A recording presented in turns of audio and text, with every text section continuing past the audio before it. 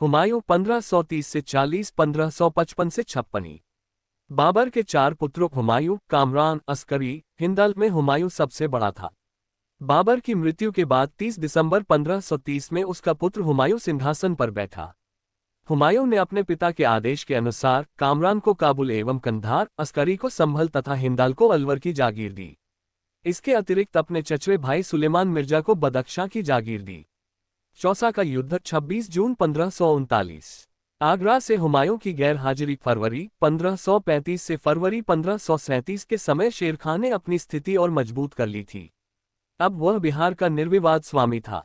यद्यपि वह मुगलों के प्रति वफादारी का दिखावा करता रहा, परंतु वस्तुतः भारत से उनके निष्कासन की योजना व्यवस्थित रीति से तैयार कर रहा था।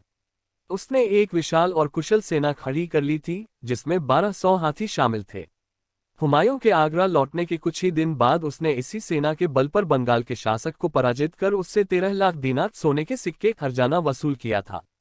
हुमायूं ने शेर खां के विरुद्ध कूच कर दिया तथा 1537 के अंतिम दिनों में चुनार पर घेरा डाल दिया।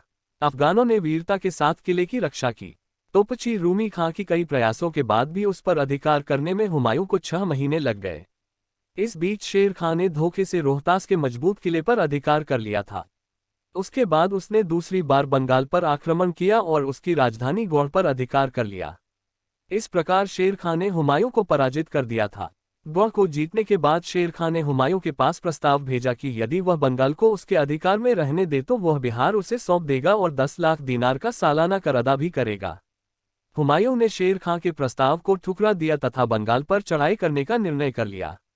हुमायूं अपनी सेना को बक्सर के पास चौसा तक ले आया। शेर खां के शांति के एक प्रस्ताव के झांसे में आकर हुमायूं कर्मनासा नदी पाकर उसके पूर्वी तट पर आ गया। हुमायूं अपने घोड़े सहित गंगा नदी में कूद गया और एक भिश्ती की सहायता से सुरक्षित बाहर निकला। हुमायूं ने इस उपकार के बदले भिश्ती को एक दिन का बादशाह घोषित किया, जिसने चमड़े का सिक्का जारी किया था। काबुल और कंधार कामरान के हाथों में था। अगले 2.5 वर्षों तक वह सिंध और उसके आसपास के क्षेत्रों में भटकता रहा तथा अपना राज्य वापस पाने के लिए विभिन्न प्रकार की योजनाएं बनाता रहा। उसे ईरान के शाह के दरबार में शरण मिली तथा 1545 में उसी की सहायता से उसने काबुल और कंधार पर पुनः अधिकार कर लिया।